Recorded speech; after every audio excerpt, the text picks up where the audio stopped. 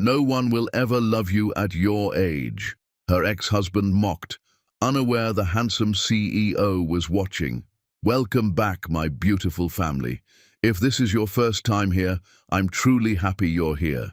Before we begin, I have one humble request. Please don't judge this story in the first few minutes. Give it a fair chance, and I promise it will be worth your time. Comment, "I'm here" below, so I know you're with me. Now, let's enjoy today's story together. The dress had been taken in once and let out twice, and Marva Sinclair knew exactly what that made her in a room like this. A woman who kept things. She stood on the sidewalk on South Broad Street, looking up at the stone face of the Bellevue Hotel, and gave herself 10 seconds. 10 seconds to be nervous. That was the deal she had made with herself on the drive down from Chestnut Hill, and she kept her deals, even the ones nobody else knew about. The doorman held the brass door for her. Inside, the lobby smelled like lilies and old marble, and somewhere above her, on the ballroom level, her daughter was getting engaged in front of 200 people.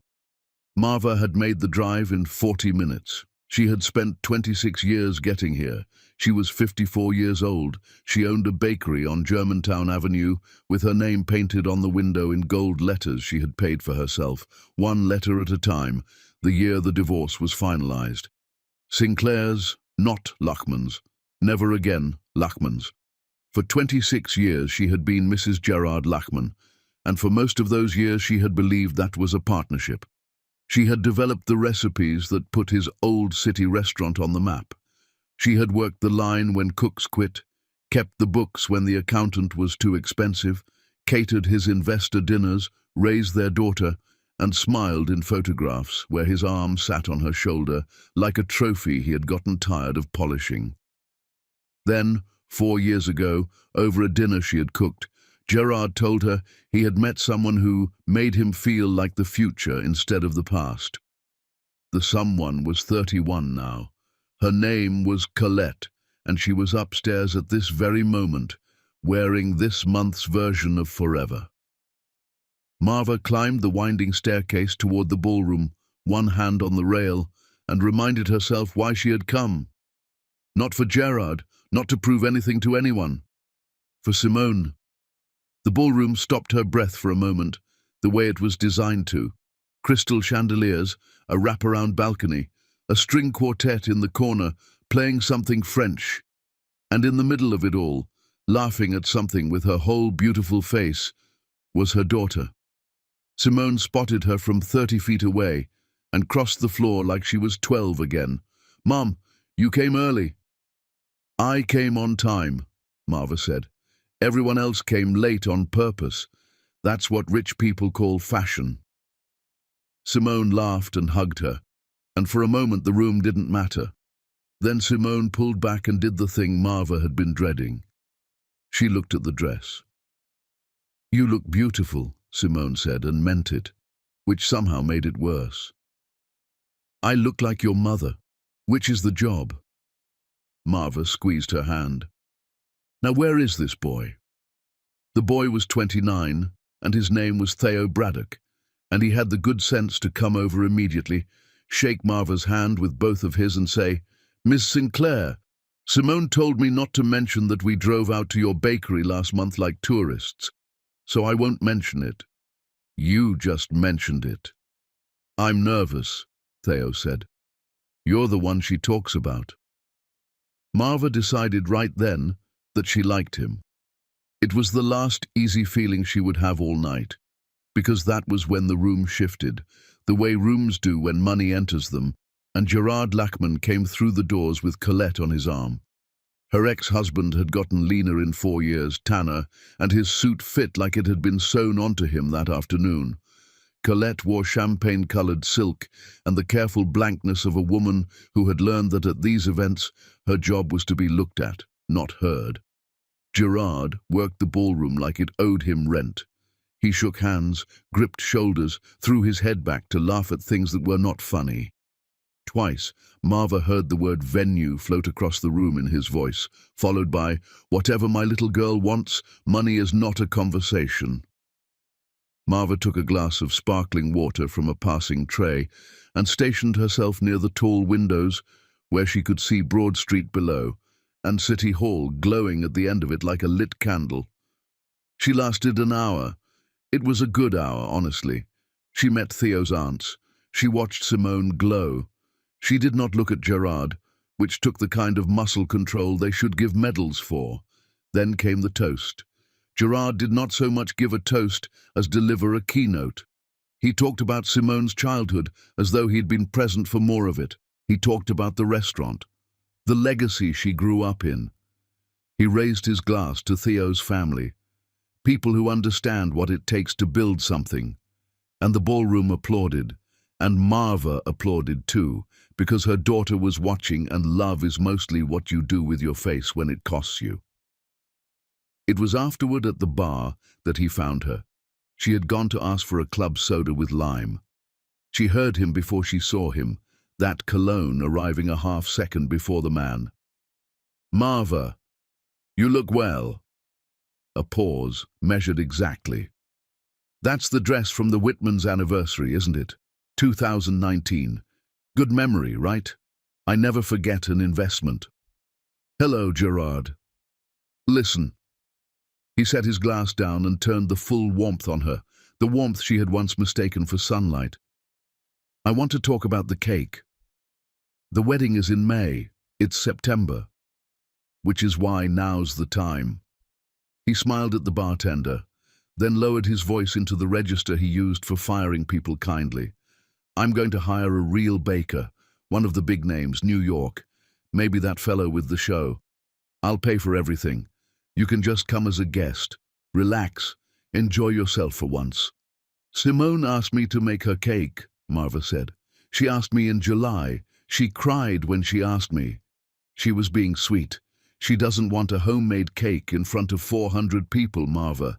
She wants to spare your feelings. There's a difference between what our daughter says and what she needs, and I've always been the one who could tell them apart." Marva's hands were very still around her glass. 26 years had taught her that stillness was the only weapon that left no evidence. "The answer is no," she said. "It was Simone's answer, and it's mine." And something in the quietness of it must have reached him, because Gerard's smile finally came off, the way a magnet comes off a refrigerator, and underneath was the thing she had married without knowing it. He leaned in, close enough that only she could hear him, and said it almost gently, which was the cruelest part. "Look at yourself. You're a 54-year-old woman in an altered dress, serving muffins in Chestnut Hill and calling it a business. I moved on. You baked. No one will ever love you at your age, Marva, so stop embarrassing our daughter and let me give her the wedding you never could." For a moment, the ballroom went on glittering around her, and Marva stood inside the sentence like a woman standing inside a cold rain, deciding not to run. She had heard versions of it for 26 years, softer versions, versions dressed up as jokes, as concern, as love. This was just the first time he had said it plainly, in a room with chandeliers, 3 months after she had finally stopped flinching. "Are you finished?" she asked. Gerard straightened, satisfied, buttoned his jacket. "Think about the cake," he said, and walked back toward the lights. Marva stood at the bar and breathed. 1 breath. 2. She would not cry at her daughter's engagement party. She would drive home to Chestnut Hill, and she would cry there, in the car, in the dark, where crying belonged. "They're pouring the good champagne at the other end," said a voice beside her. "The stuff on this side is for people the hosts don't like. I checked." She turned. The man was tall, silver at the temples, 60 or near it, with the kind of face that had been handsome for so long it had stopped needing to mention it. He held 2 glasses of champagne, and there was no performance in how he stood, no cologne arriving ahead of him. He had simply been there, close. For how long, she suddenly did not want to calculate. "I'm not much of a champagne drinker," Marva said. "Neither am I. But my son is getting married, so tonight I'm pretending. He held one glass out to her, steady, patient, like he had all evening. Ellis Braddock, Theo's father, the CEO. Simone had mentioned him with the hushed voice young people used for money. Hotels, a company headquartered off Rittenhouse Square, buildings in 6 states. Marva had pictured someone louder. She took the glass because her daughter was marrying his son and because her hand needed something to do that wasn't shaking. Marva Sinclair. I know, Ellis said. You made the lemon pound cake my son drove 40 minutes to buy and then talked about for 2 weeks. I run 22 hotel kitchens, Ms. Sinclair. My pastry chefs have awards. None of them have ever gotten 2 weeks out of him. In spite of everything, in spite of the sentence still standing in her chest with its shoes on, Marva almost smiled. It's the sour cream, she said. Everyone skips it. It's the whole point. I'll tell them, Ellis said gravely. It'll cause a crisis. He touched his glass to hers and drank, and looked out at the ballroom, at Gerard holding court under the chandeliers, and said nothing about what he had heard. But he had heard it. She saw that much in his eyes, and her face went hot with a shame that wasn't hers to carry and never had been. What Marva Sinclair could not have known, standing in her twice-altered dress in the most beautiful room in Philadelphia, was that Ellis Braddock had already decided something about her ex-husband that night. He was a patient man. It was going to be a long 8 months. Chapter 2.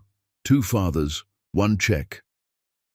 There is a particular silence that only money can buy, and Gerard Lachman's restaurant was full of it on the first Sunday of October. He had closed the whole dining room for the occasion. That was the first message.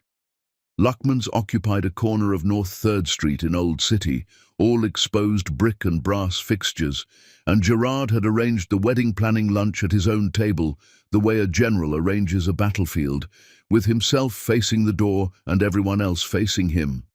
Marva arrived second to last, on purpose. She had learned long ago that arriving early to Gerard's territory meant sitting alone under his art, waiting, which was also a message. Simone and Theo were already seated. Colette sat at Gerard's right, scrolling her phone with the practiced invisibility of a woman who had learned when her presence was decorative. And at the far end of the table, in a grey sweater that had never once been near a boardroom, sat Ellis Braddock. He stood when Marva came in. He was the only one who did. Ms. Sinclair. Mr. Braddock. Ellis, he said, and pulled out the chair beside him, and Marva took it because the only other open seat was next to Colette, and there were limits to what a mother should endure before noon. Gerard clapped his hands together like a man opening an auction. So, May 17th, the Bellevue, 400 guests. He let the numbers sit on the table where everyone could admire them. I've spoken to their events office, the Grand Ballroom, the Good Florist, the Works, and before anyone reaches for a checkbook, he spread his hands benevolent. The venue is mine, all of it, my gift. A father only gives his daughter away once. Theo's aunts, invited as reinforcements, made appreciative sounds. Simone reached over and squeezed her father's hand, and the look on her face, pure, uncomplicated gratitude, cost Marva something to watch. That's incredibly generous, Theo said. Dad and I were planning to.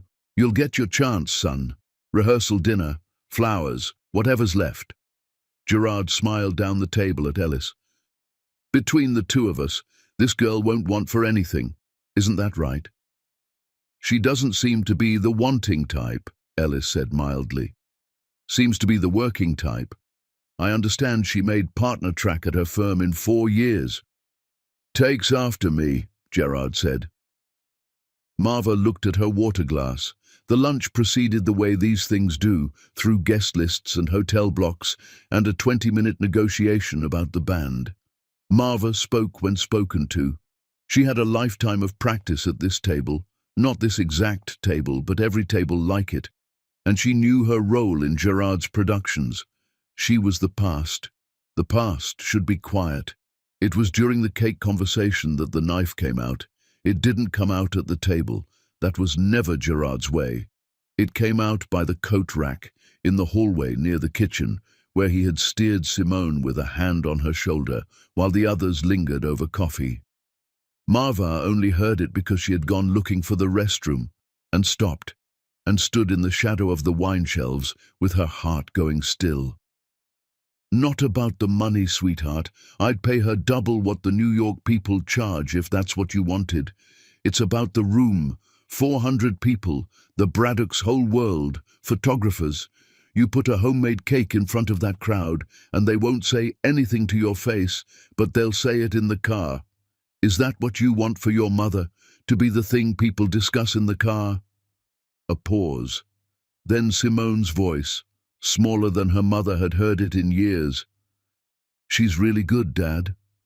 She's good for Chestnut Hill." Gently, like a diagnosis. "Think about it, that's all I ask. I'm trying to protect her, Simone. I've been protecting that woman my whole life." Marva walked back to the table before she could hear her daughter agree to think about it.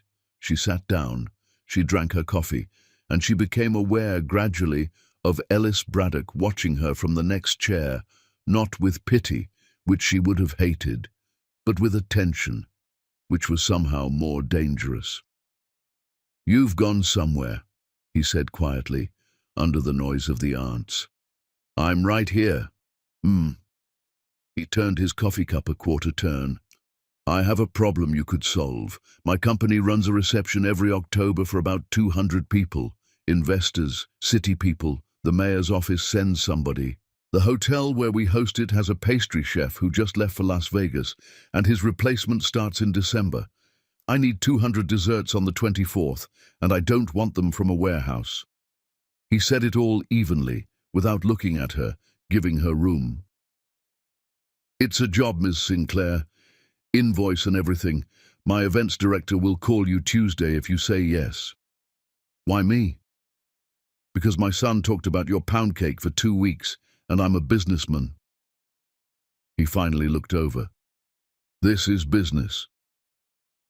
They both knew it was, and it wasn't. Marva looked at him for a long moment.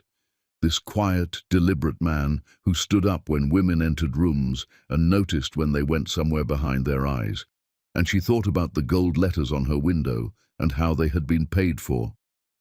200 pieces, Tuesday call, net 30, she said, and I choose the menu.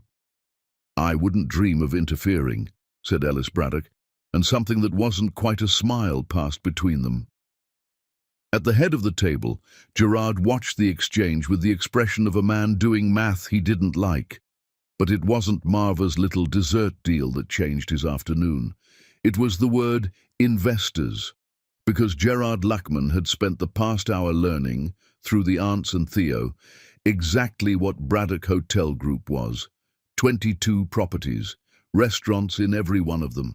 A company that put food and beverage partners into hotels across 6 states and paid them handsomely for the privilege.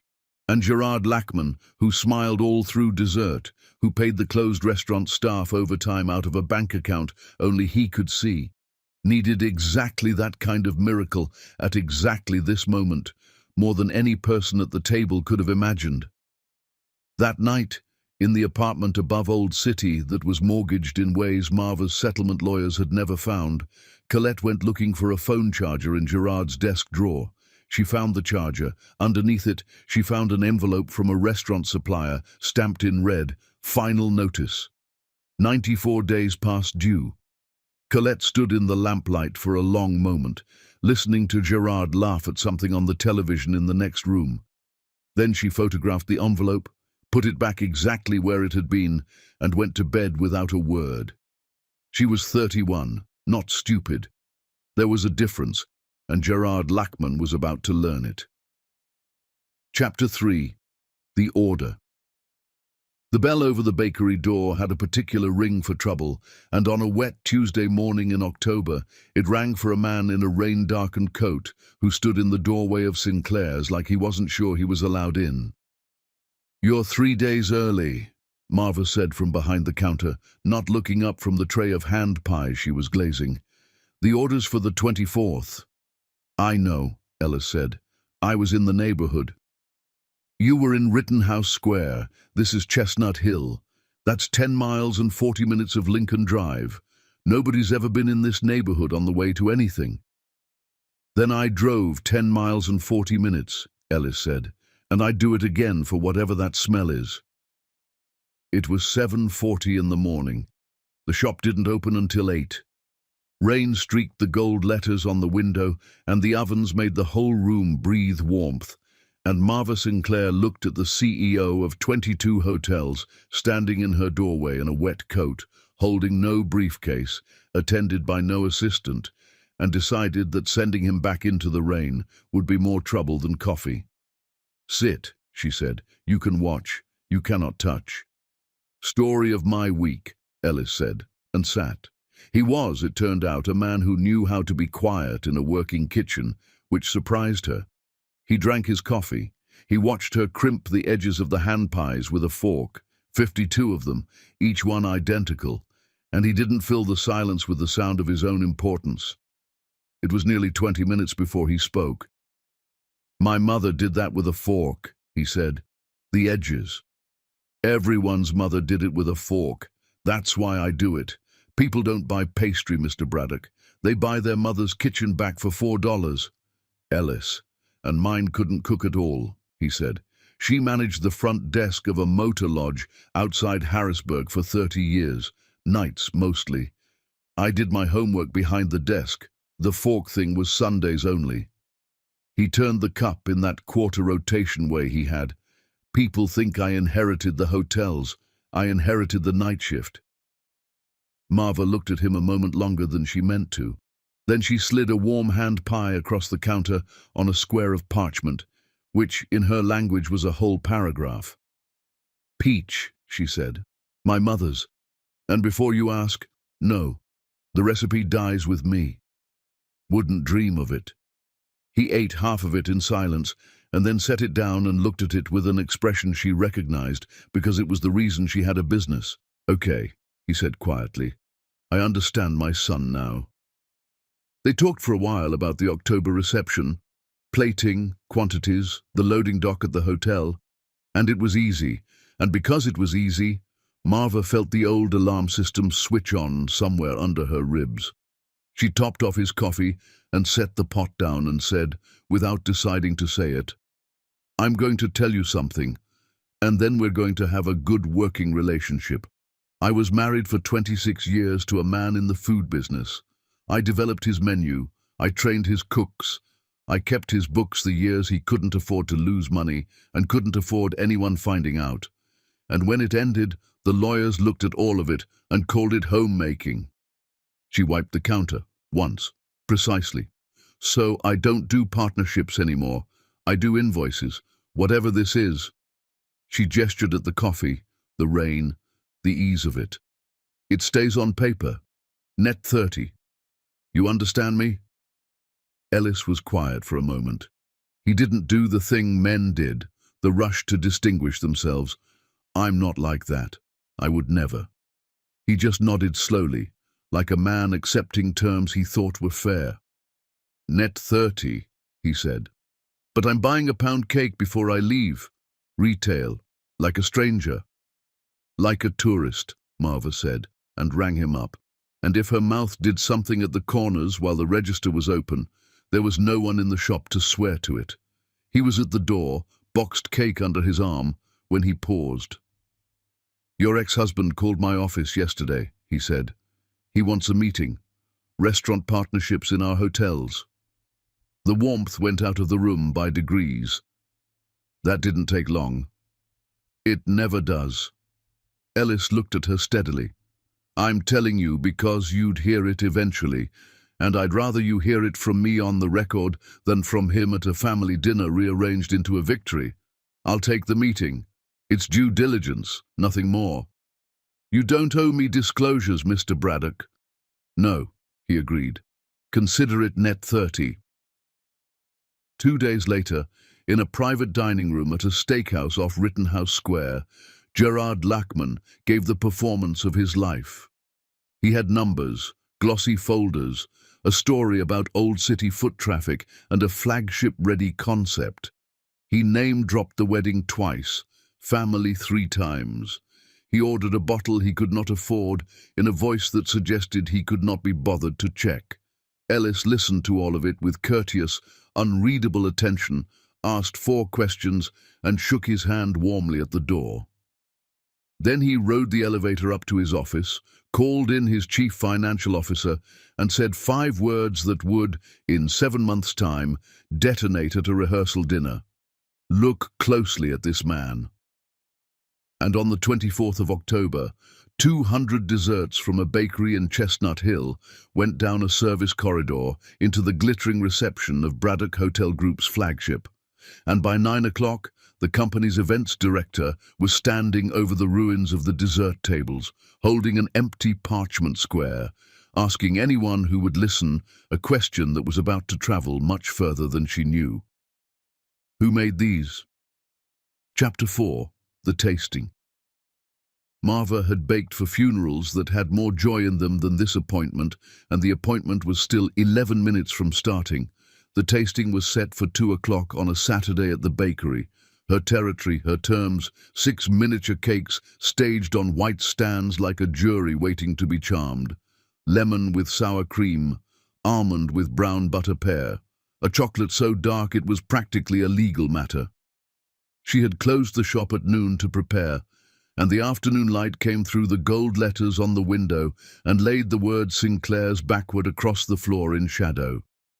At 2 o'clock exactly, the bell rang. It was not Simone.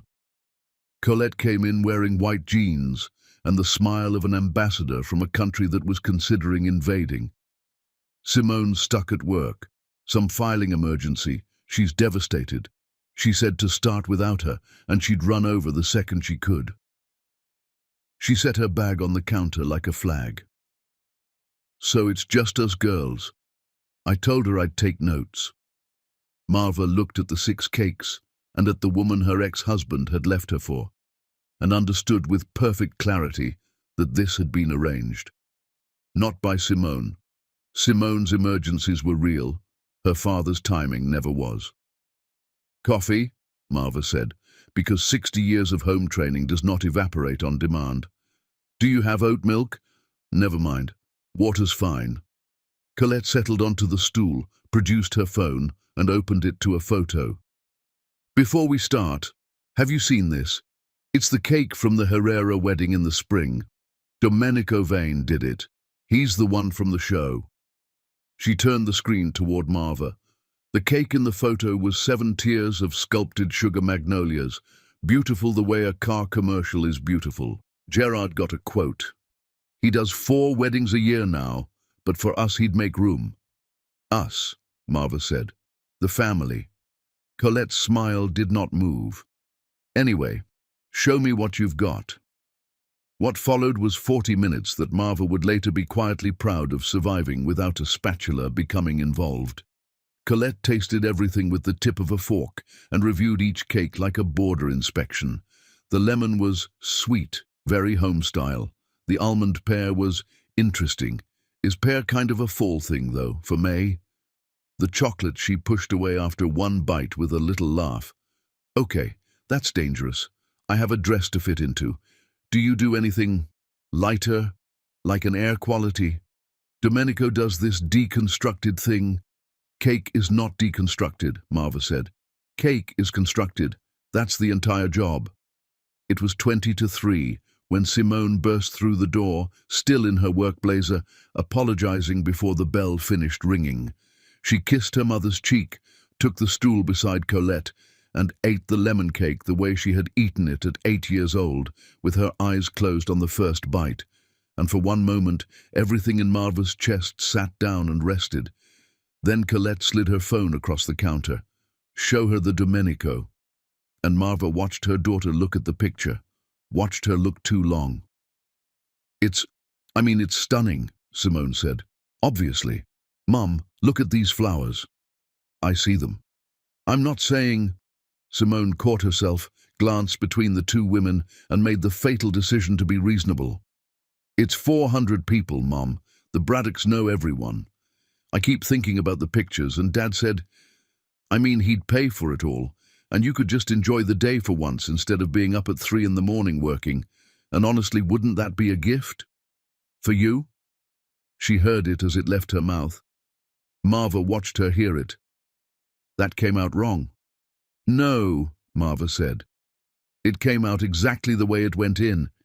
He's been saying it into your ear for a month, and now it comes out of your mouth in my shop. That's how it works. That's how it's always worked."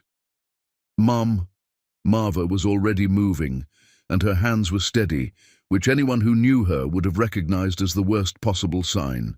She boxed the lemon cake. She boxed the almond. She worked with the terrible efficiency of a woman closing more than a bakery for the afternoon. "Order the New York cake," she said. "It'll photograph beautifully. Tell your father he wins, he can add it to the toast." She set the boxes on the counter, and only her voice was gentle. "You'll want these for the drive. The chocolate stays with me. Colette has a dress to fit into." Simone left near tears. Colette left typing, and Marva Sinclair flipped the sign to closed at 3 in the afternoon for the first time in 6 years, sat down in her empty shop and did not cry, which was somehow worse than crying. She did not know, because Simone didn't tell her, what happened 2 days later in a hotel lobby off Rittenhouse Square, where Ellis Braddock, hearing an edited version of events from his son, asked Simone to lunch, and over salads neither of them wanted, made the first real mistake of his campaign. "I want to tell you about the reception on the 24th, Ellis said. 200 desserts, your mother's. The mayor's chief of staff took a box home. My events director wants her under contract. I've watched professionals my whole life, Simone, and your mother is—" "I know what my mother is." Simone set her fork down. Her voice didn't rise. It lowered, which was her mother in her, though no one at the table knew it. "I've known her my whole life. You've known her for a month. And I need to say this once, respectfully, because you're going to be my family. My parents are a minefield I have been walking through since I was 23, and you don't get to hand me a map yet. You weren't there. You don't know what he—" She stopped, rebuilt herself. "The cake is between me and my mother. Please stay out of it." Ellis Braddock had chaired hostile board meetings with less regret than he felt in that vinyl booth. "You're right," he said. "I apologize." He drove to Chestnut Hill that evening, intending to apologize to the other Sinclair woman too, and found her stacking chairs, and got no further than "Simone mentioned" before Marva turned around. "You took my daughter to lunch to lobby for my cake." "I took her to lunch to tell her the truth." "The truth." Marva set the chair down. "Let me tell you what you did, Mr. Braddock. You made me a charity case at a table I wasn't sitting at. You made my own work something a rich man vouches for. 26 years I had a man speaking for me in rooms I wasn't in, telling people what I needed, what I meant, what I was worth. He called it protecting me too." She was not shouting. Chestnut Hill could not have heard a word of it. "I fight my own daughter myself. I lose to my own daughter myself, if it comes to that. The one thing I own outright is my own corner. Do you understand me? Stop rescuing me." The silence in the shop had flour in it, and lamplight, and a man absorbing a blow he had earned. "Understood," Ellis said at last. And then, because he was honest even when it was inconvenient, "It won't happen again, but I'm not sorry the mayor's office ate your almond cake, and I won't pretend to be." He left. Marva stacked the last chair, alone with the backward gold letters on the floor. None of them, not Marva, not Ellis, not Simone crying in her car in a parking garage on Market Street, knew that the tasting had already changed everything, because Colette had gone home that Saturday and told Gerard in passing about the reception on the 24th. 200 desserts, the flagship, the mayor's office, and Gerard Lachman, 94 days past due and sinking, had stared at the wall and realized his ex-wife was inside the building he needed, and started making a plan that a smarter man would have been too afraid to make. Chapter 5. The Sunday Dinner. The trouble with peace summits is that somebody has to pay for the catering. Simone's olive branch was dinner at her apartment in Fishtown, the second Sunday of November, a third-floor walk-up off Frankfurt Avenue with radiator heat and a table that sat 8 if 2 of them were in love. She had planned it for weeks. Both families. Neutral ground. She'd ordered platters from a Lebanese place on Girard Avenue that she and Theo swore by, and she had seated her parents at opposite corners with the strategic care of a woman diffusing something ticking. "One dinner," she told Theo that morning. "If we can do one dinner, we can do a wedding." Marva arrived with a box of rolls still warm from her own oven, and her apology already made. She and Simone had cried it out over the phone the Tuesday after the tasting, both of them saying, "I know more than any other words." The cake question sat unresolved between them, carefully, like a casserole too hot to touch. It could wait. Daughters could not. Ellis arrived with wine and a new humility, greeted Marva with a nod that respected the fence line, and was seated at the far end next to Theo's aunt, where he behaved impeccably all evening, which Marva noticed and pretended not to. Gerard arrived last, loudest, with Colette and a bottle of champagne for the hosts, and spent the first hour being wonderful. That was the thing people never understood about Gerard Lachman, unless they'd been married to him. He really could be wonderful. He told the story of teaching Simone to ride a bike on the flat stretch of Patterson Avenue and got the whole table laughing. Even Marva laughed. The bike story was true, was the thing. Most of his stories were true. He just only told the ones where he came out the hero. The food arrived at 7. The delivery man buzzing from the street, Theo reaching for his wallet, and Gerard stood up. "Put it away, son. Nobody pays for a meal while I'm at the table." He said it warmly to the whole room, already moving to the door with his card out. It was a performance he had given 1,000 times, and it cost, Marva happened to know, $340, because she had seen Simone's order confirmation on the counter.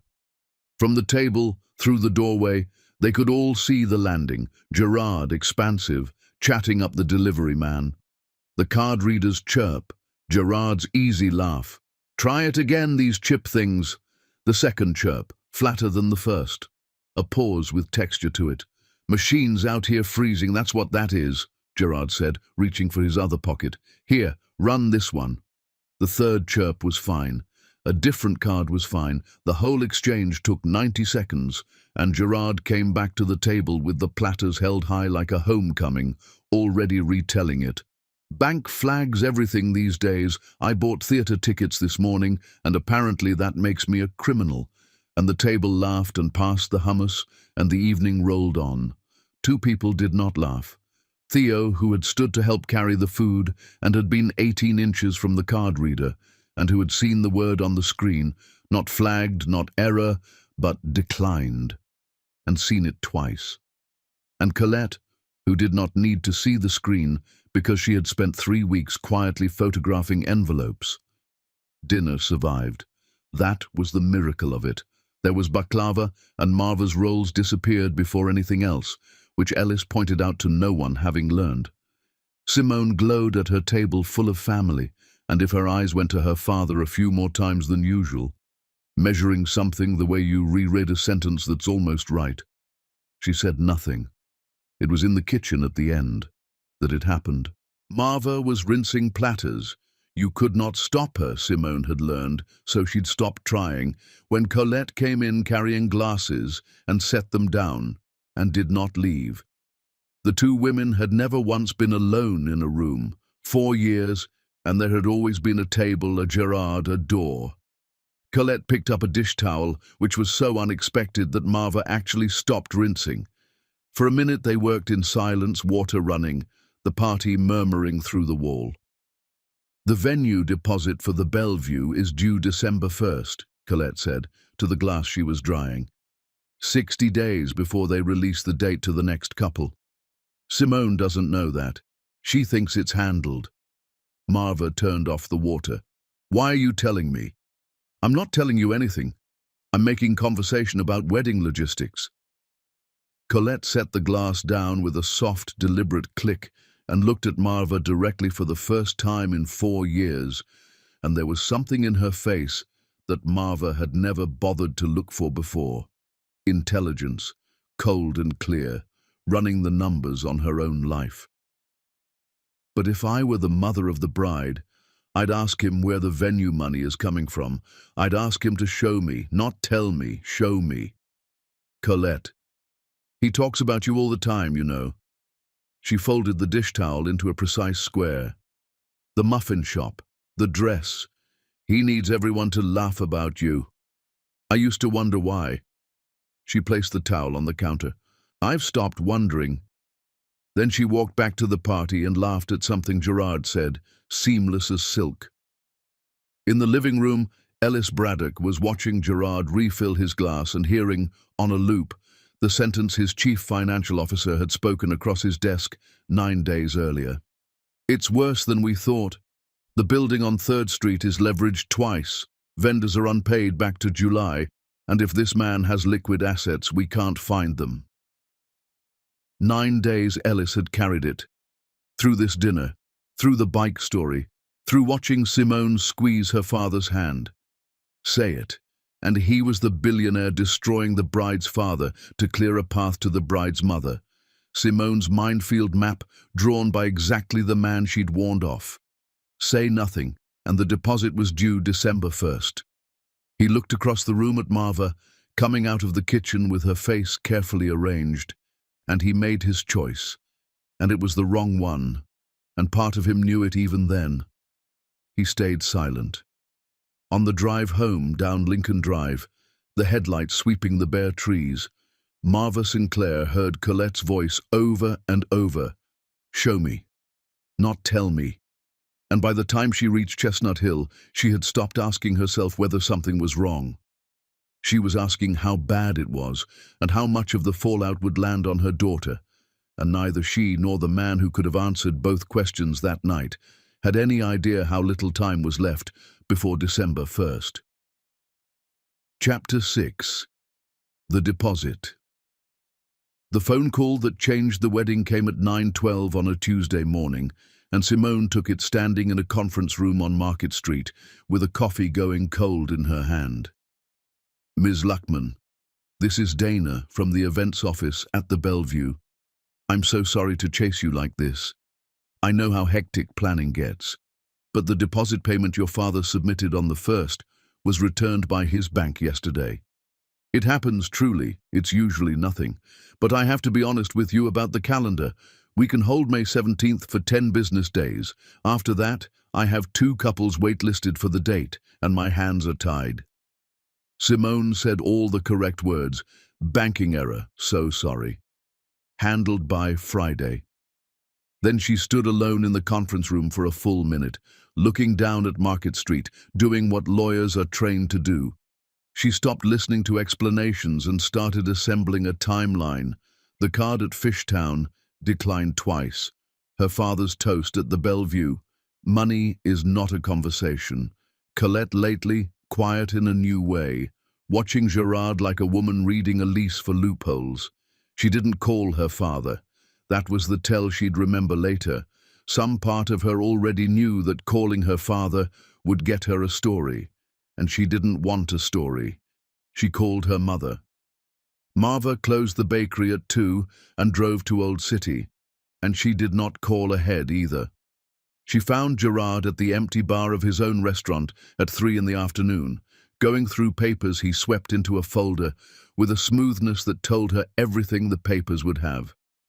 The dining room behind him was set for a dinner service that she happened to notice had fewer tables than it used to. Marva. The smile came up like a shopfront shutter. To what do I owe? The Bellevue called Simone. The deposit bounced. The smile held for exactly 1 second too long. Then Gerard did something she had watched him do for 26 years, the move that had built his whole life. He changed the size of the problem. He laughed at it. He made it small, a gnat, an anecdote. God, the drama of these venues. It's a wire transfer issue.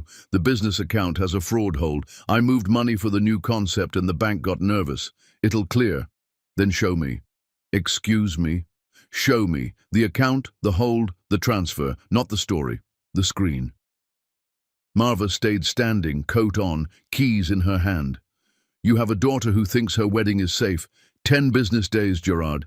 Show me it's handled and I'll drive home and never mention it again. And there it was, the flicker. Anyone else would have missed it, but she had been married to that face through 2 near bankruptcies he'd hidden from her until the mortgage notices came, and she knew the exact sequence.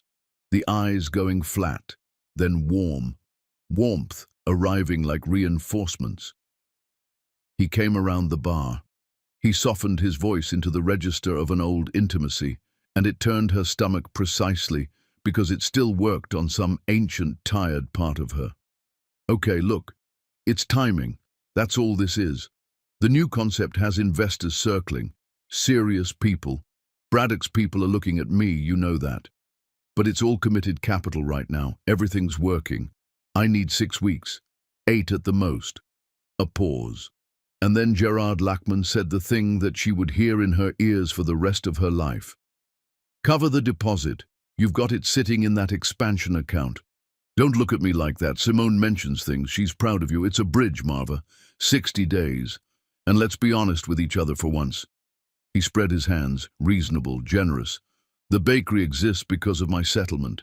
Every gold letter on that window I paid for. I've never once asked for anything back. I'm asking now. For her. The restaurant was very quiet.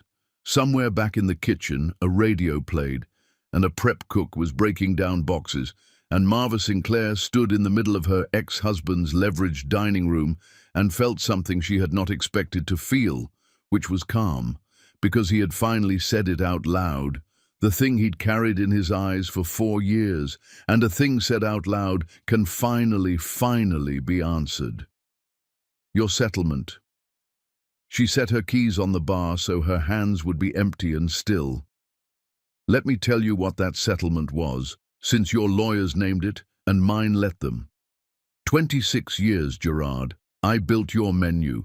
The short rib, the mussels, the brown butter cake they put in the Inquirer. Mine, all of it mine.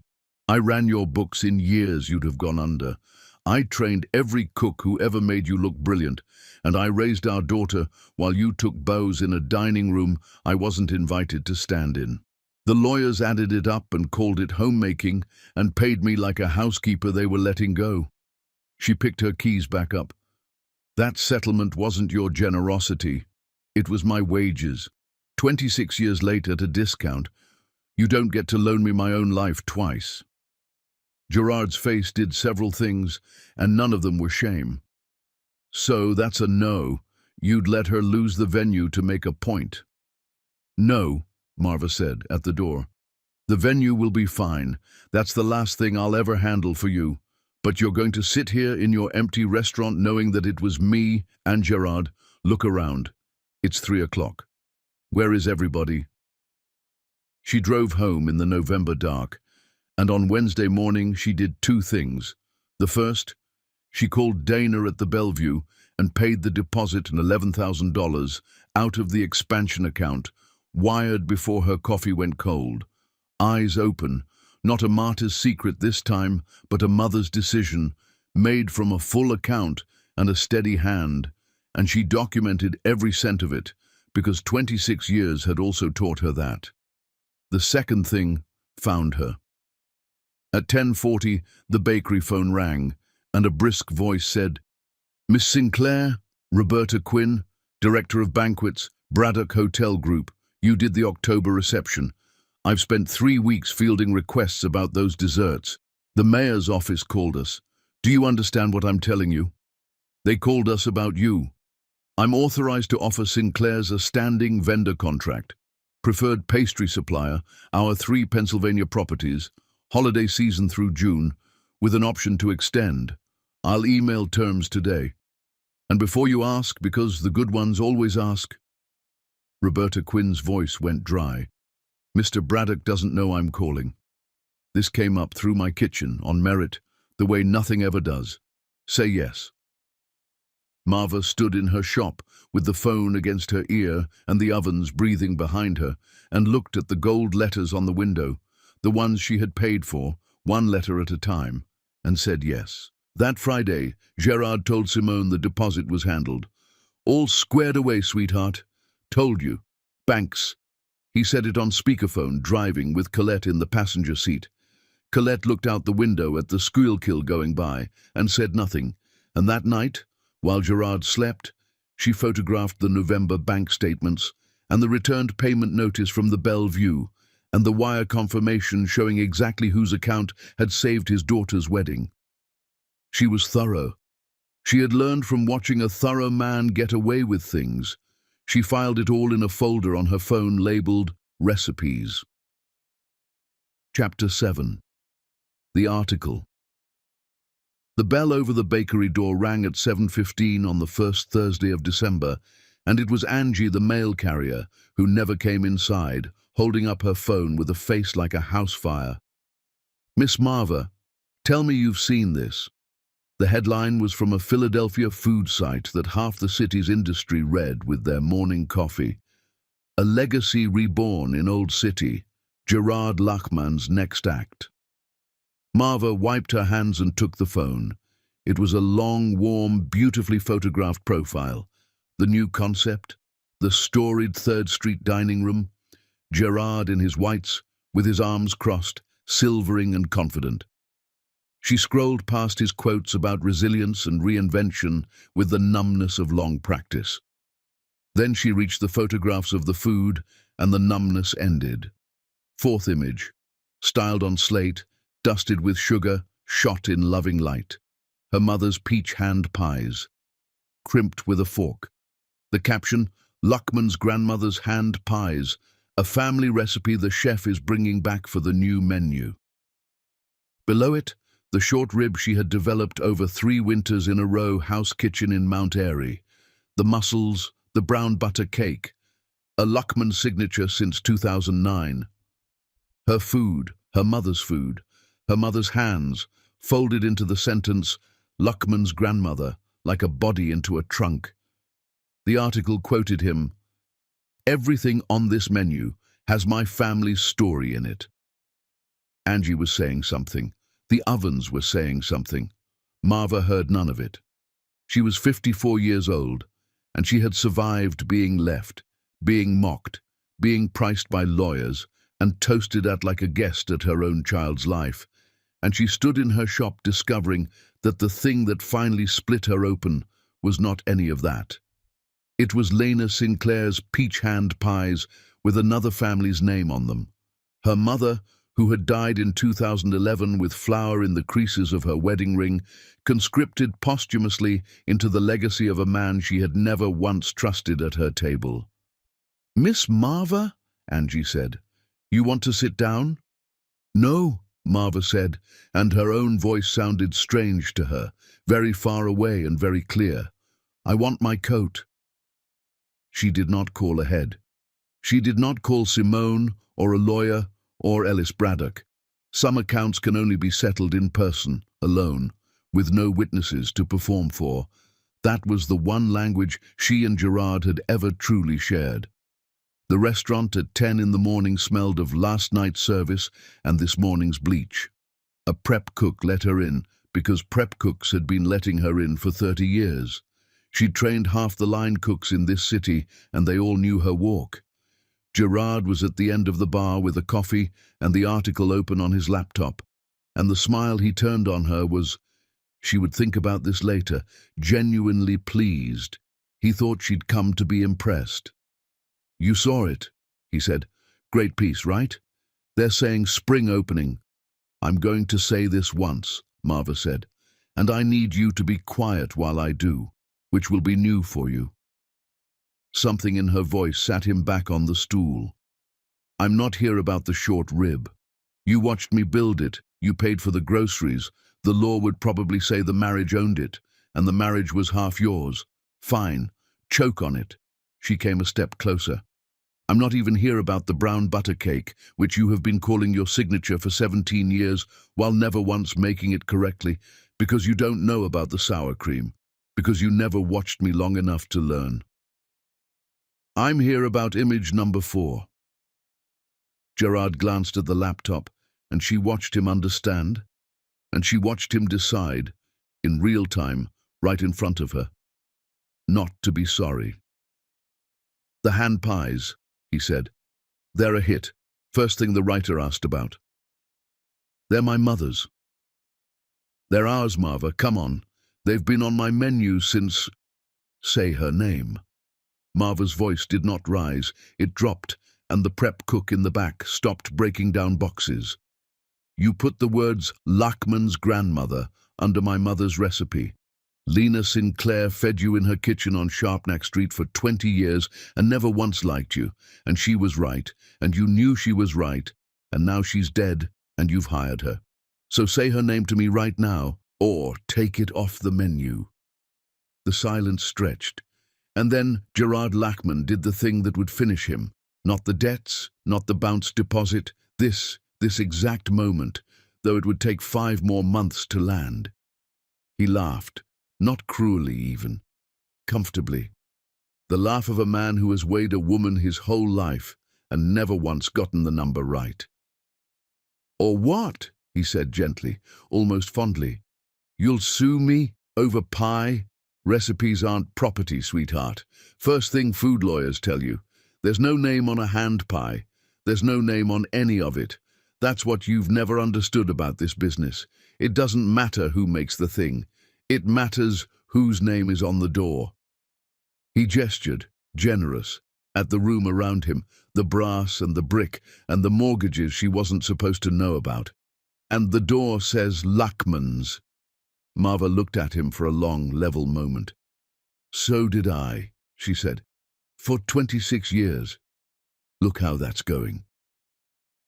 She walked out through the dining room, past the tables, past the bar, and that was when she saw him. Ellis Braddock, seated at the far end of the bar with a coffee he hadn't touched, dressed for a meeting. Gerard's 10:30, the investor courtship still being performed. He rose when he saw her too quickly and said her name, and she stopped 3 feet away and looked into his face, and found no surprise in it. None. Not at her being there, not at what he must have heard of it, and worse, far worse. No surprise about Gerard. The debts, the desperation, the empty 3 o'clock dining room. She watched her own dawning realization reflect in his careful, sorry, unstartled eyes, and understood in one cold drop that Ellis Braddock had known something, maybe everything. For how long? The dinner in Fishtown, the lunch off Rittenhouse, while she wired $11,000 of her own future into the hands of a drowning man. Marva, Ellis said, let me... You knew, she said. It wasn't a question, so he didn't insult her by answering it. She walked past him, out onto North 3rd Street, into the cold. And behind her, in the restaurant, the 2 men who had cost her the most watched her go, one of them laughing, one of them finally, fully understanding what his silence had purchased. The wedding was in 23 weeks. The truth, as it turned out, would not wait nearly that long. Chapter 8. 2 Truths. Ellis Braddock had faced down union negotiators, hostile boards, and a hurricane that took the roof off his Wilmington property, and none of it had prepared him for the closed sign on a bakery door at 4 in the afternoon, with the lights still on behind it. He knocked anyway. It was the same Thursday. He had walked out of Gerard's restaurant 11 minutes after she did, cancelling the meeting with a single sentence that Gerard was still misunderstanding as negotiation. He had driven the 40 minutes up Lincoln Drive, rehearsing openings, and every one of them died when Marva unlocked the door, looked at him, and simply walked back inside, leaving it open behind her. Which was not forgiveness. It was a trial venue. She went behind the counter, putting it between them, and both of them understood the architecture, and crossed her arms, and waited. "Everything," she said. "Right now, or leave." So Ellis Braddock did something he had not done in 30 years of business. He emptied his hand, face up, with nothing held back for leverage. The Friday after the engagement party, I asked my chief financial officer to look at your ex-husband because he'd requested a meeting and because I don't let anyone near my company without looking. By the end of October, we knew the building on 3rd Street carries 2 mortgages. By mid-November, we knew his vendors are unpaid back to July. Produce, linen, even his knife-sharpening service, Marva, $1,100 to a man who sharpens knives. The restaurant runs on a credit line that was frozen in September. There is no new concept. There are no circling investors. There's a website and a leased sign. He kept his voice level, and it cost him. I knew all of it at the dinner in Fishtown. I sat across your daughter's table with it in my chest, and I watched his card decline, and I said nothing. And on December 1st, I knew the venue deposit had bounced because the Bellevue's events office and my company share half a Rolodex, and I said nothing then either, and you covered it, $11,000, and I knew that within a day, and I still said nothing. The ovens ticked as they cooled. Marva's face did not move. Why? Because of what it looks like. He said it plainly, refusing the shelter of a better phrasing. I'm a man with money who wants... He stopped, corrected the tense with brutal honesty. Who wanted something. Your ex-husband is an obstacle who owes half of Philadelphia.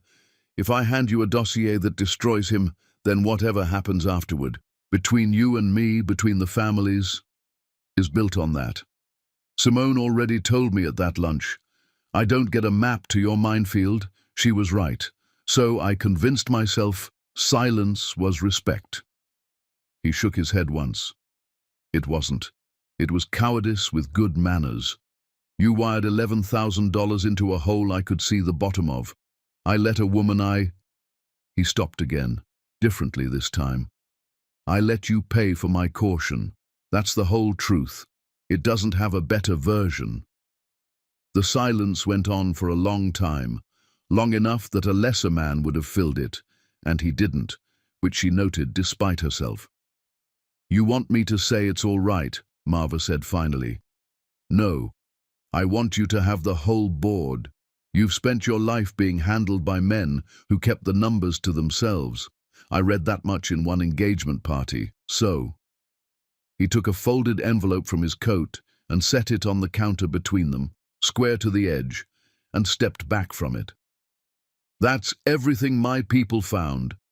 Take it to your own lawyer, your own accountant, anyone but me. What you do with it is yours. I'm not part of the decision, and I don't want to be thanked, and I don't expect to be forgiven on any particular schedule. I came to correct the record, not to close it. He was at the door when her voice stopped him. The meeting today, his investment pitch. What did you tell him when you cancelled?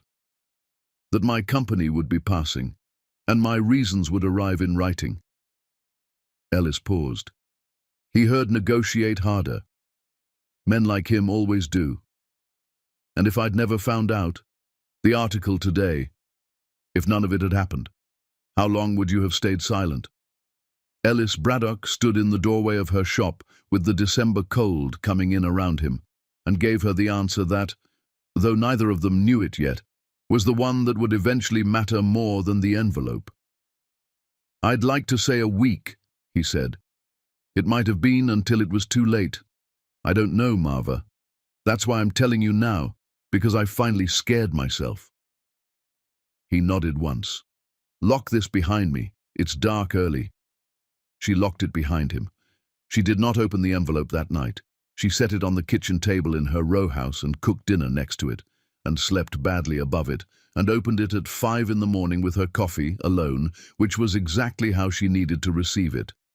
And then she called her own lawyer and her own accountant and started keeping her own file.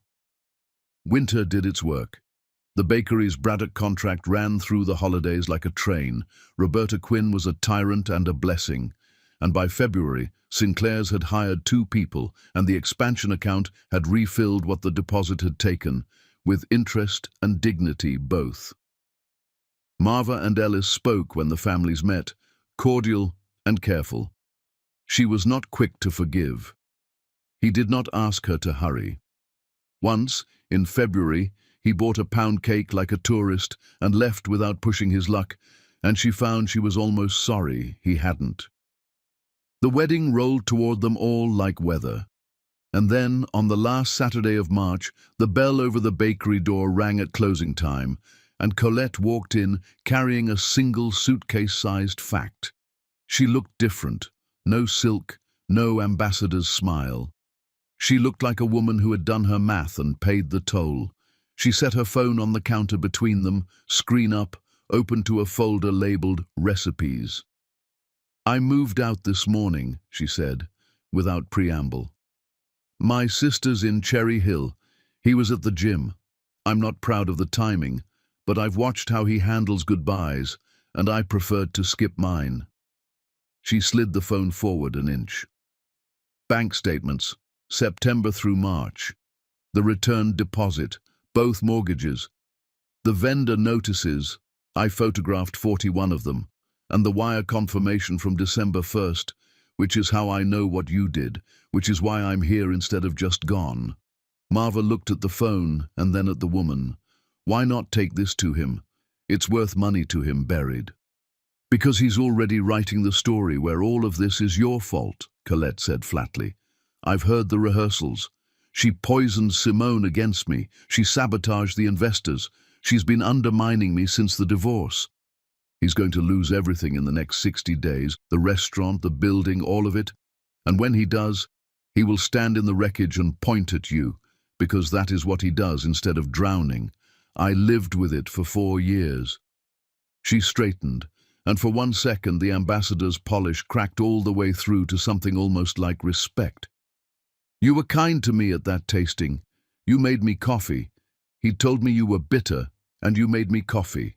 So, now we're even, and I was never here." She left the phone's contents in Marva's email and the bell ringing behind her and drove to Cherry Hill, out of Gerard Luckman's story for good, the only person in it smart enough to leave before the ending. Marva stood alone in her shop for a long while. Then she called Ellis Braddock for the first time ever and said 5 words that rearranged his whole evening. "I have the receipts now." They met with her lawyer the following week, her lawyer, her table, her terms, and built the quiet plan. Say nothing, protect Simone, let Gerard's creditors do what creditors do, and get the children married in peace on May 17th, before the collapse became public. It was a good plan. Careful. Kind, even. It lasted 18 days, because on the 3rd Thursday of April, at the final wedding logistics meeting in a private room at the Bellevue, both families, the event staff, seating charts spread across white linen. Gerard Luckman arrived 20 minutes late with color in his face and a stranger at his side, a young man with a lanyard and a recorder, whom he introduced beaming to the entire table. "Everyone, this is Marcus, from the food desk. I wanted him here for this." Gerard spread his arms over the seating charts like a man blessing a fleet. "Because families should hear good news together. As of this morning, I'm thrilled to confirm Braddock Hotel Group is investing in Luckman Hospitality. Flagship partnerships, 3 properties. Our 2 families—" He found Simone's stunned face and aimed his warmest smile directly at it, "in business as well as in love."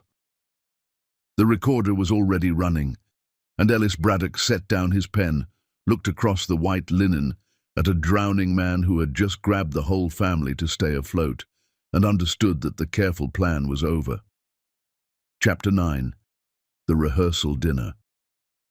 There are 2 kinds of silence in a ballroom, the kind before a toast and the kind before a verdict. Ellis Braddock stood up into the second kind. "Before this goes any further," he said, evenly to the whole table, "Marcus, leave your recorder running." You'll want this accurate." He turned to Gerard, and there was nothing cruel in his voice, which somehow made it worse. "There is no investment. There is no deal, no term sheet, no negotiation. My company evaluated Luckman Hospitality in the fall and declined in writing in December. I have the letter.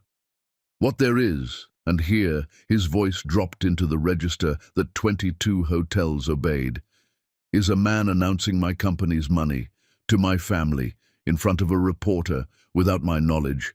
And Marcus, if one word of that announcement is printed as fact, my general counsel will be your morning coffee. Are we clear?"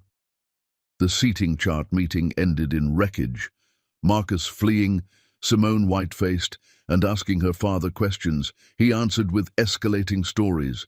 Gerard finally storming out with a threat about people who will regret underestimating him. For 3 weeks, an armed truce held, negotiated by Simone through gritted tears with both fathers separately. The wedding happens, nobody speaks, you can all hate each other on May 18th, which is how they came to be on the evening of May 16th, in the conservatory on the 12th floor of the Bellevue. 60 guests under the skylight, the restored mosaic floor, the fountain murmuring, a rehearsal dinner Ellis was hosting with his people at every door, because he was, whatever else, a man who read weather. Gerard arrived sober and stayed that way for 1 hour. Marva watched him work the room and recognized the performance with a chill. It was the engagement party again, the same laugh thrown back at the same angle. But underneath it now, she could see the machinery straining, because she knew what he knew. The building on 3rd Street had gone to his lenders on May 9th. The restaurant's last dinner service had been Saturday. The staff had found out from a sign on the door. He had lost everything, and no one in the room was supposed to know it yet. And he stood among the Braddock's guests, drinking Ellis's wine, wearing his last good suit, watching his ex-wife's hand pies, Simone's one act of sweet, oblivious defiance, ordered for the dessert table from Sinclair's, being devoured by people whose respect he was owed. Marva saw the exact moment it broke. She had 26 years of watching that face. She was already moving towards Simone when Gerard picked up a fork and a glass and rang one against the other. A toast! The room turned, obedient, smiling. From the father of the bride. "Dad," Simone started. "It's tradition, sweetheart." He was smiling hugely. He was not slurring. That was the terrible part. He had never needed to be drunk, only cornered. "I want to thank our hosts, the Braddocks, people who understand what it takes to build something. I said that at the engagement party. Do you all remember? I meant it. Builders recognize each other."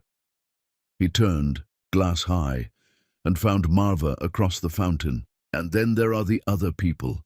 The ones who ride, the ones who wait in the shadow of what you build and smile and take notes and wait for the day they can sell you to the wolves." "Gerard," Marva said it quietly, "don't do this to her. Because make no mistake, everyone, this woman destroyed me." The room's smile died all at once. "Whatever you hear in the next few weeks, and you'll hear things, I want you to remember tonight, when I told you first. She turned my daughter. She poisoned my investors." His voice was rising now, rich with the relief of a man finally performing the story he'd rehearsed all spring. "She's been whispering to Braddock since October. You think I don't know? And for what? Look at her." He gestured with the glass, wine slopping, and gave the 60 guests his most reasonable, most intimate, most marital smile. "I said it to her in September, and I'll say it in front of witnesses. No one will ever love you at your age, Marva. A man like Braddock doesn't love a woman like you. He uses you to get to me, and the saddest part is you're too old and too flattered to see." "That's the second time you've given that toast," Marva said. She hadn't raised her voice. She had simply stepped forward into the fountain light where everyone could see her, a 54-year-old woman in a dress no one had altered, bought new in April, though only 2 people in the room knew what that meant, and the room went so quiet, the water sounded loud. "The first time you whispered it, This time you've got witnesses. Good. She set her glass down on the table beside her, freeing both hands, steady as a Sunday. Then witness this. On December 1st, your deposit for this hotel bounced. The events office has the notice. On December 3rd, I paid it. $11,000 wired from my bakery's account. I have the confirmation. Your building went to your lenders 9 days ago. Your restaurant served its last dinner on Saturday. Your vendors... I have 41 notices, Gerard. The linen service, the produce house, the man who sharpens your knives. $1,100 to a man who sharpens knives. Her voice cracked, not with tears, but with something older and hotter. And my mother's recipes are on your dead menu under your grandmother's name. I never whispered to anyone. I didn't have to. Nobody destroyed you. You spent 4 years doing it yourself, and tonight at your daughter's rehearsal dinner, you tried to hand her the bill. For one long second, Gerard Lachman stood entirely still, 60 faces reflecting back at him the one thing he had spent his whole life outrunning, the accurate number. Then he went for her. Not a punch, a grab, the wine glass shattering on the mosaic as his hand closed hard around her forearm, yanking her toward him, his face 6 inches from hers and unrecognizable, and he got out the words, "You smug but..." And then he was not holding her anymore, because Ellis Braddock's hand had closed on his wrist. Ellis had crossed the room without anyone seeing him move. He did not shout. He did not swing. He simply peeled Gerard's hand off Marva's arm with the unhurried, appalling strength of a man who had spent his 20s hauling laundry carts up Motor Lodge stairs, turned his body to put himself completely between them, and spoke in a voice that carried to every corner of the conservatory without rising at all. You had 26 years to see what she is. I needed one evening. Gerard swung. It was wild and heartbroken, and it caught the side of Ellis's jaw with enough force to turn his head, and Ellis absorbed it, rolled his neck once, and did not return it, which every person in that room understood was the most complete violence available to him. Then the 2 men from the doors arrived, and it was over in 8 seconds. Gerard Lachman, escorted through his daughter's rehearsal dinner past the hand pies, shouting about lawyers, about loyalty, about family, that word in his mouth, all the way to the elevator. In the ringing silence under the skylight, Simone Lachman stood alone by the fountain. She looked at her mother, holding her own forearm, at Ellis, jaw reddening, straightening his sleeve, at the wine on the mosaic floor, and the 60 guests, and her wedding, 14 hours away. You knew, she said. Her voice was low, and it was not her mother's stillness in it now. It was something new, scorched. All of you. The deposit. December, Mom. December? You paid for my wedding in December and let me hug him for it. And you, she rounded on Ellis. Your letter, your auditors, since October. You sat at my table in Fishtown. Her breath tore. Every adult in my life took a vote on what I could survive knowing. My whole family is a managed account. Simone, Marva said. Baby. Don't. Simone stepped back from all of them, one hand up, mascara starting to go, a bride with 14 hours left. Don't follow me, any of you. I need to think about whether there's even a wedding. She walked out through the doors her father had just been dragged through, and in the conservatory, 60 guests looked anywhere but at each other. The fountain murmured over broken glass, and Marva Sinclair stood in the wreckage of the truth she'd finally told, bleeding from nowhere anyone could see, having won the fight, and for all she knew, lost the daughter, with one night left to save the 17th of May. Chapter 10. The 17th of May. At 10 minutes to 5 in the morning, on the day of her wedding, Simone Lachman stood on Germantown Avenue in yesterday's clothes and watched her mother through the bakery window. The lights were on. Of course, the lights were on. 54 years old, the worst night of the family's life behind her, 14 guests' worth of chaos ahead. And there was Marva Sinclair at the marble counter in her apron, smoothing buttercream on the middle tier of a wedding cake with an offset spatula, alone, at an hour when the whole city was dark. Simone had driven half the night. Kelly Drive, the boathouses lit and doubled in the Black River. Her father's apartment, where she had sat outside in the car for an hour and not gone in. Theo's hotel, where he had held her and, smart man, said almost nothing. She had rehearsed speeches for everyone and worn them all out by 4 a.m. And in the end, the car had simply driven itself to Chestnut Hill, the way it had when she was 23 and her family first exploded, because there had only ever been one place in the world where things got fixed at this hour. The bell rang. Marva didn't turn around. "There's coffee," she said. "It's fresh. I've been up a while." Simone stood inside the door.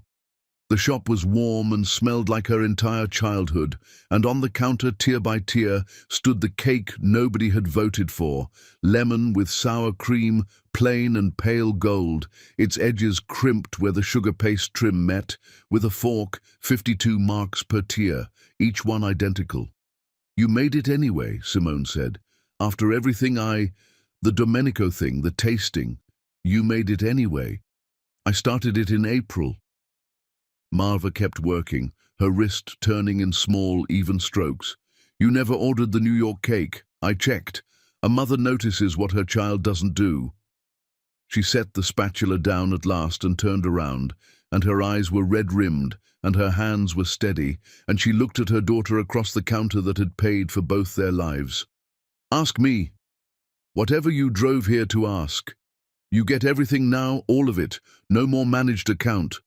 That was wrong, and I did it for 26 years to protect you, and I watched last night what protection costs. So ask." And Simone did. It took 2 hours. She sat on the flour bin the way she had at 9 years old, and her mother answered. The debts, the deposit, Colette's folder, the envelope from Ellis, the settlement, the recipes, all the way back to the years before the divorce, the near bankruptcies, the nights her mother had done the books at the kitchen table on Sharpnack Street and told her homework-doing daughter that everything was fine. "Why didn't you ever fight him?" Simone asked at the end. "All those years, in front of people. Last night was the first time in my life I ever saw you swing back." Marva was quiet for a moment. Outside, the avenue was going grey with morning. "Because you were watching," she said, "and I could only teach you one thing at a time. First, I taught you how to survive a man like that, with your dignity on. That took me until you were grown." She untied her apron. "Last night I taught you the other one. You needed both, baby. In that order. A woman who fights before she's steady just loses twice." Simone came around the counter and put her arms around her mother, and they stood there in the warm shop with the cake between them and the whole 17th of May ahead. And when Simone finally pulled back, she wiped her face with a bakery towel and laughed at herself and said the thing that made it a wedding day again. "Mom, I need you to make me breakfast, and then I need you to get me married." At 6 o'clock that evening, the grand ballroom of the Bellevue held 400 guests, 2 crystal chandeliers, and a bride coming down the aisle on nobody's arm, her own idea, decided at breakfast, with her mother in the front row in April's unaltered dress, and Theo Braddock at the altar losing his composure at first sight of her exactly as God and Simone intended. Gerard Lachman sat in the 4th row. That, too, had been decided at breakfast, and it had been Simone's decision alone, delivered to her father by phone at noon in a voice that offered no negotiation. He could attend, sober and silent as a guest, not a host, not a toast maker, not a father of the bride with a microphone. 1 chair. Her mother had not argued against it, which Simone would understand better in about 20 years. He came in a suit that had been to happier rooms, and he sat through the ceremony with his hands folded, a smaller man than anyone remembered. The news had travelled by then, the way it does. Half the room had read about the restaurant, and at the reception he kept to the edges, drank club soda, and watched his daughter dance. It was during the cake service that he approached the sweetheart table. The room tensed around him like a pulled stitch. 2 of Ellis's men shifted near the doors. But Gerard only stood before the bride and groom, with the fourth-row humility of a man auditing his own life, and said, loudly enough for just the two of them, "Your mother made this cake." He looked at the slice on Simone's plate.